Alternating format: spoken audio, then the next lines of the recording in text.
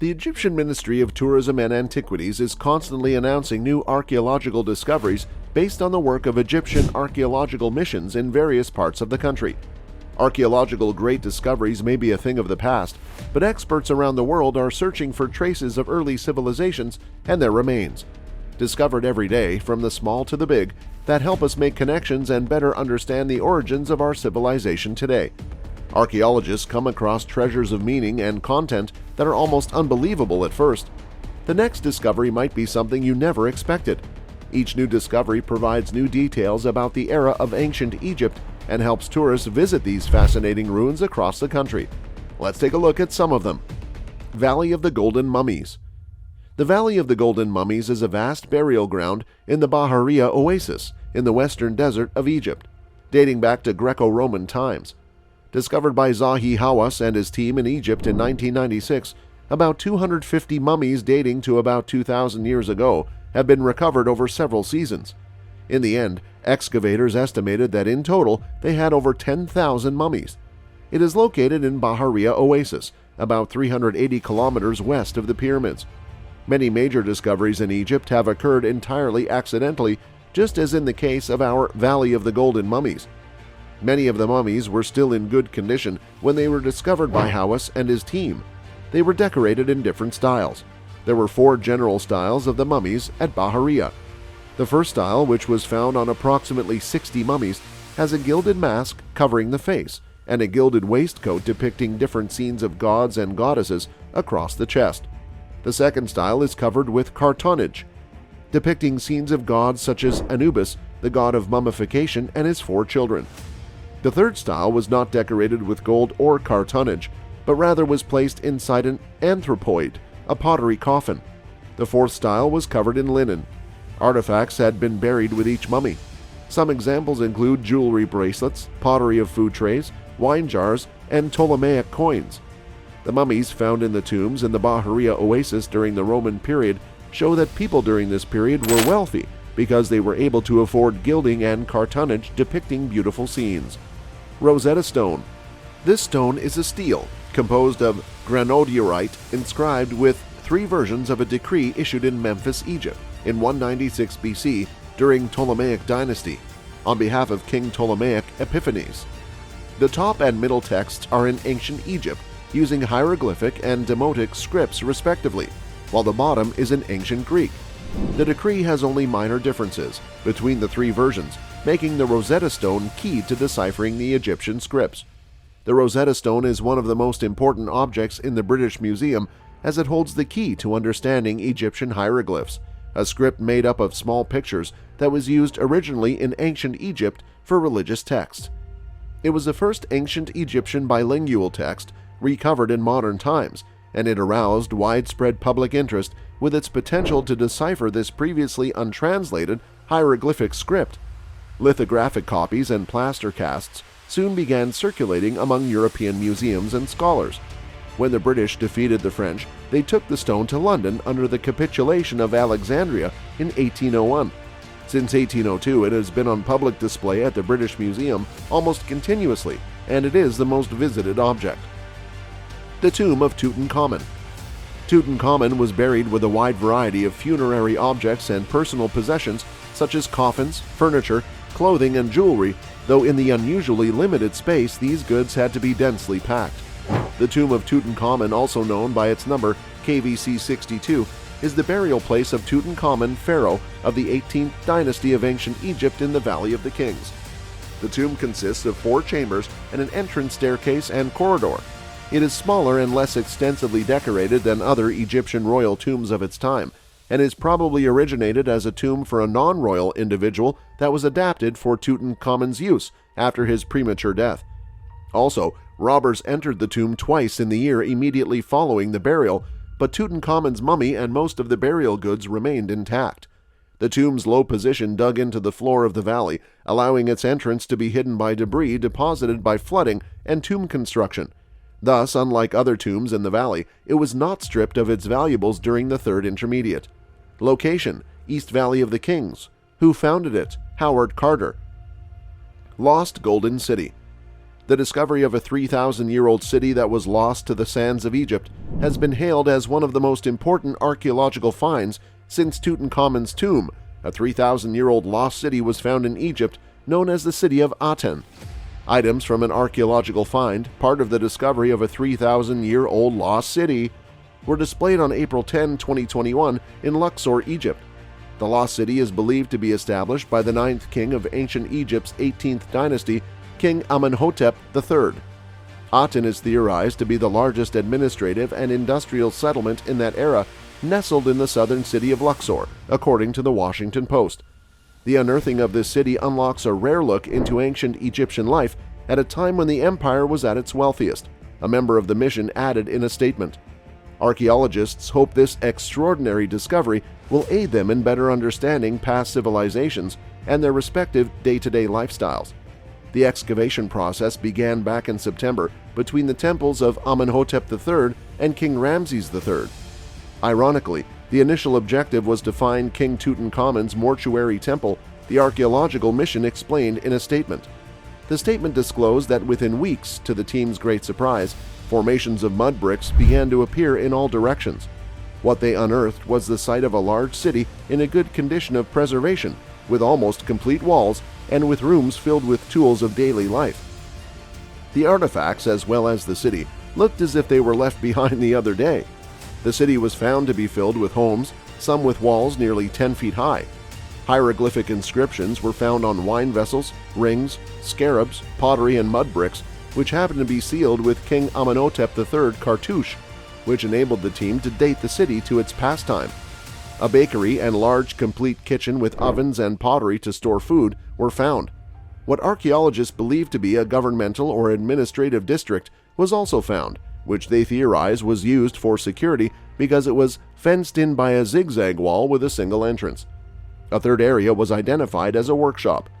The statement also explained the team also found casting molds to produce amulets and ornaments, apparently for temples and tombs. Spinning and weaving has been discovered to be a daily activity based off of the tools found in excavated areas. As more and more artifacts are being discovered, the archaeological team is hopeful to uncover untouched tombs filled with treasures. Location near Luxor, Egypt. Who found it? Egyptologist Zahi Hawass. Sarcophagus. The coffin of Tahemwiya has been found in its underground burial chamber at Saqqara.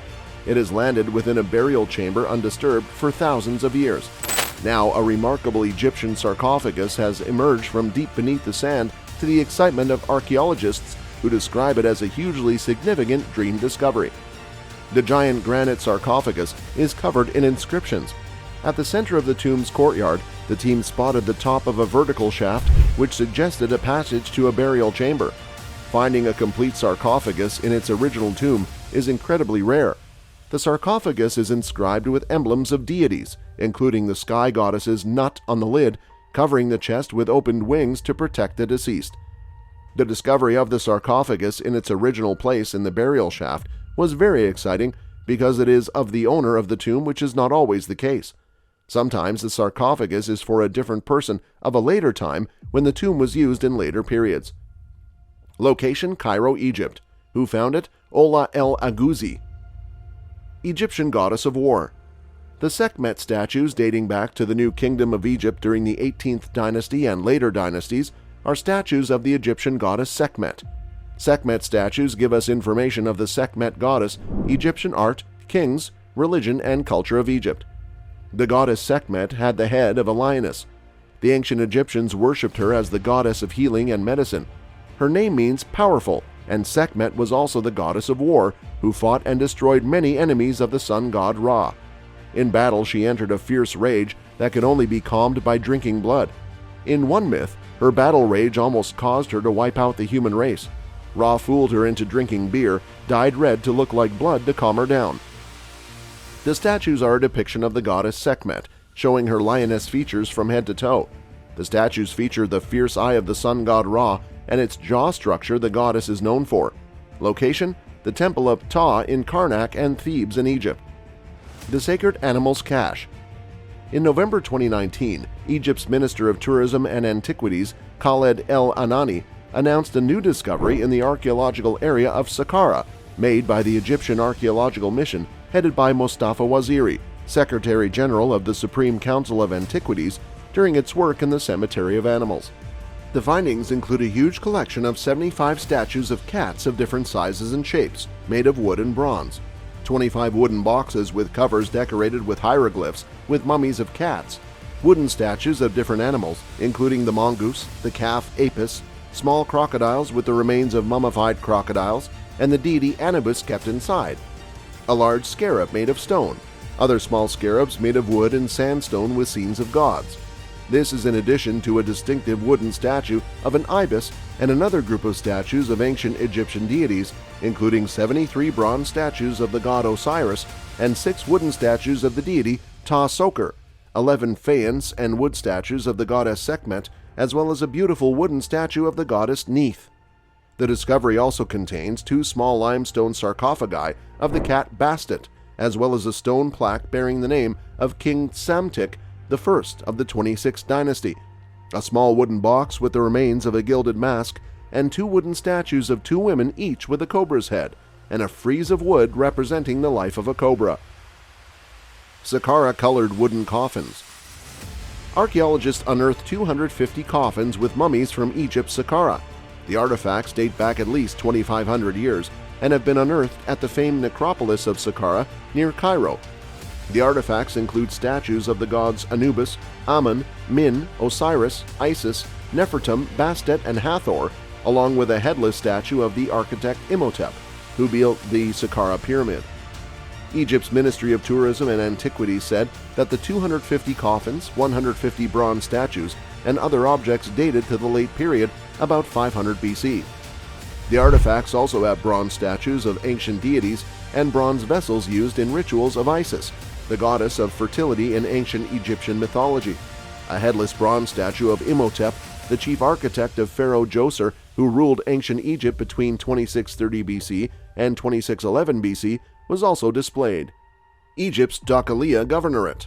The Egyptian Archaeological Mission, which is affiliated with the government's Supreme Council of Antiquities, has announced the discovery of 83 graves during archaeological excavations in the Qoam al-Kiljian region of Egypt's Dakalia Governorate. The graves are in the form of oval-shaped pits, inside which are burials designed in a squatting position rather than a sleeping position. Traditional funerary items were found buried as well. 2 clay coffins were discovered as well inside the second groups of graves, which, like the others, contain burials designed in the squatting position surrounded by various funerary items. This is the first time coffins made of clay have been uncovered in the Dakalia Governorate, Waziri adding that the site must have witnessed heavy human activity during the eras of Nakata III and Buto. Khoi Cemetery. The cemetery of Khoi, the supervisor of the royal palace in the late 5th dynasty, was discovered in the ancient Saqqara Cemetery in April 2019. Due to its importance, the American Archaeology magazine announced its selection among the 10 most important archaeological discoveries for 2019.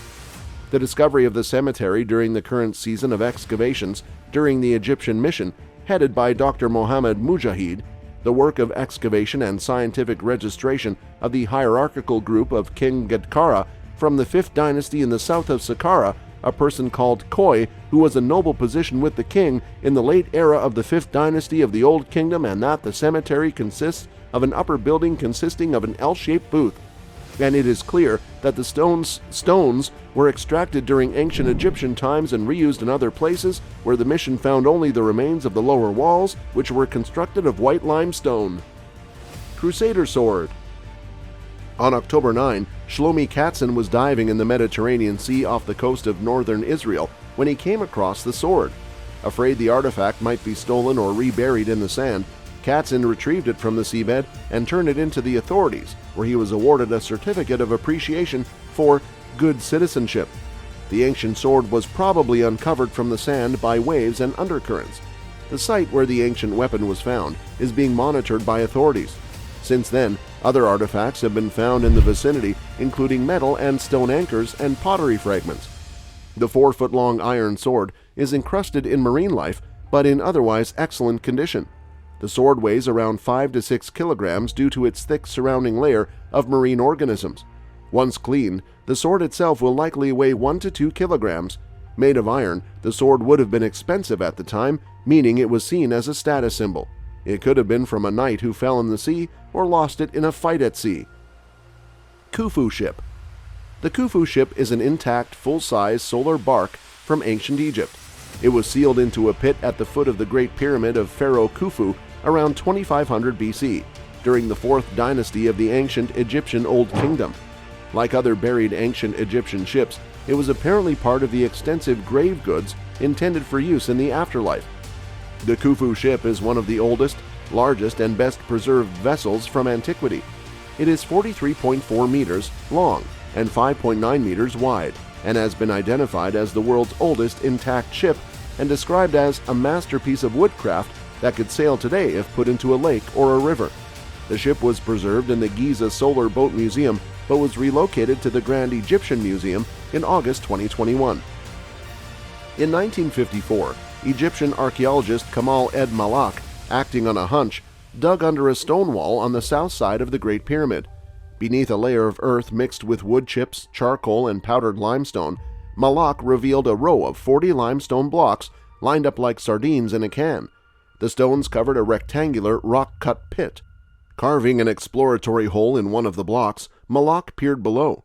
The well-preserved wooden planks and oars, draped with the remains of matting and ropes and still smelling of cedar. The 144-foot-long vessel is known variously as the Khufu boat, the solar bark, or the Pharaoh ship. Realizing the treasure he had on his hands, Malak took 20 months to remove the boat's 1,224 separate pieces. Then a fellow Egyptian, Hag Ahmed Yusuf Mustafa, a conservator for the Egyptian Antiquities Organization, led a team that painstakingly reconstructed the vessel. So what was your favorite discovery? Tell us in the comments section. Subscribe to the channel and turn on the notifications, and you will be the first to know when a new video comes out. Thank you for watching. Thank you for watching.